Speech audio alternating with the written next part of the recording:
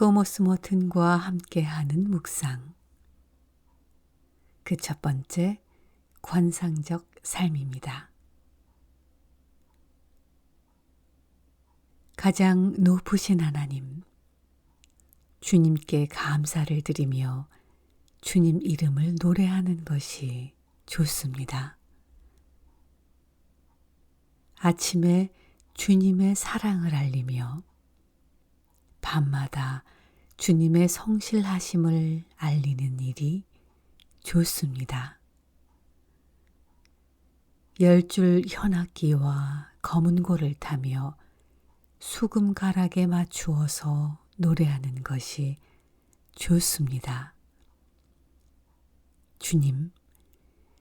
주님께서 하신 일을 생각하면 기쁩니다. 손수 이루신 업적을 기억하면서 환성을 올립니다. 주님께서 하신 일이 어찌 이렇게도 큽니까? 주님의 생각이 어찌 이다지도 깊습니까? 관상적 삶이란 자기중심적인 미숙함을 벗어나서 관계의 충만함으로 들어오라는 마음의 소리에 응답하며 나아가는 여정입니다. 관상적으로 살아간다는 것은 지혜를 배우는 인생의 긴 수업에 참여하는 것인데, 이를 통해 더 기쁨이 넘치고 더 용기 있으며 더 긍휼이 많은 사람이 된다는 것에 대한 깊은 의미를 배우게 됩니다. 그리스도교 철학자인 가브리엘 마르셀이 인생은 풀어야 할 숙제가 아니라 살아내야 할 신비라고 했을 때 그는 관상적 삶의 핵심을 말했습니다. 토머스 머튼은 일생 동안 관상이 무엇인가를 살폈습니다.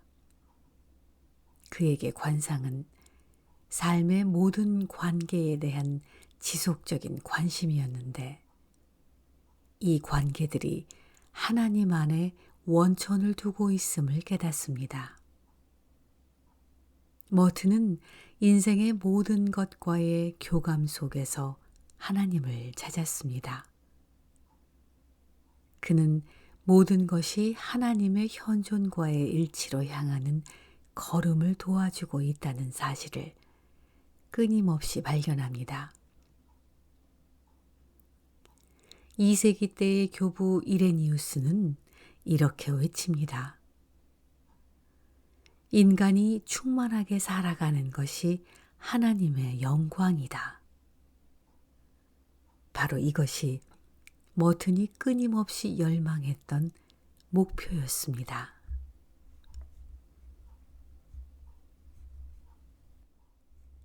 관상은 온전히 깨어있고 온전히 활동하며 온전히 살아있는 삶입니다.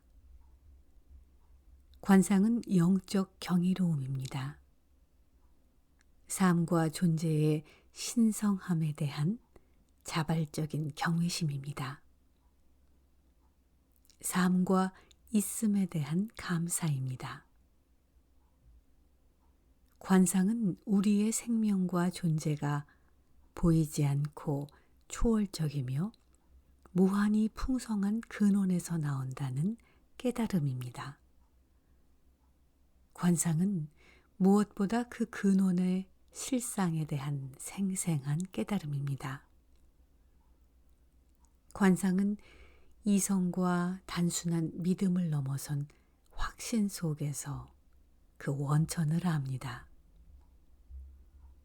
관상은 더 심오한 깊이의 믿음이며 이미지와 언어와 명확한 개념으로는 파악되지 않는 더 깊은 지식입니다. 관상은 부르심에 대한 응답입니다. 그 부르심은 목소리가 없지만 존재하는 모든 것 안에서 말씀하시는 분에게서 옵니다. 그분은 무엇보다 우리 존재의 깊은 곳 안에서 말씀하십니다. 왜냐하면 우리 자신이 그분의 말씀들이기 때문입니다. 우리는 그분에게 반응하고 응답하고 반향하도록 되어 있는 말씀들입니다. 관상은 이러한 반향입니다. 우리 영의 가장 중심에서 나오는 깊은 공명입니다.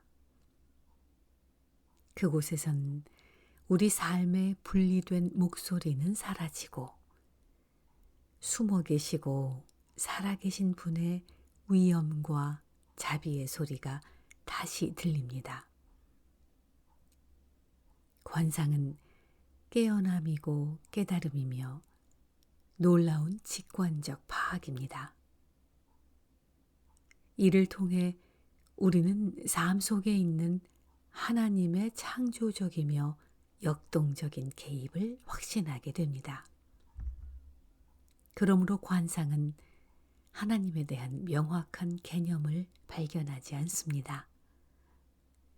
그분을 개념 속에 가두지 않습니다.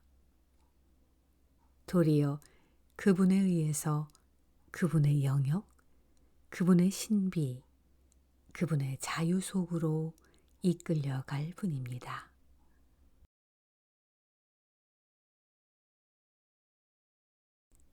우리는 가르침을 얻기 위해 열심히 노력합니다. 그러나 사실 진리는 딱딱한 땅 속에 빗물이 베어들듯이 스며듭니다. 진리의 빗물은 온화하며 우리를 천천히 부드럽게 합니다. 이때 내 안에서 중요한 변화가 일어납니다. 딱딱한 땅이 부드러워집니다. 얻으려고 하거나 붙잡으려고 해서 생기는 일은 아닌 것 같습니다. 놓아버릴 때 일어납니다. 마음을 편하게 했을 때 그렇게 됩니다. 자신과 소통하고 타인과 소통하려는 열망과 바램을 통해 일어납니다. 우리는 각자 자신에게 맞는 길을 발견할 것입니다. 마지막 가르침은 이것입니다. 마음을 다해 수련하십시오. 이렇게 말할 수도 있습니다. 진심을 다해 살아가십시오. 생각을 멈추고 마음을 여십시오. 이렇게 말할 수도 있습니다. 매 순간 진정으로 죽으십시오. 매 순간 자신이 진심으로 죽을 수 있게 하십시오.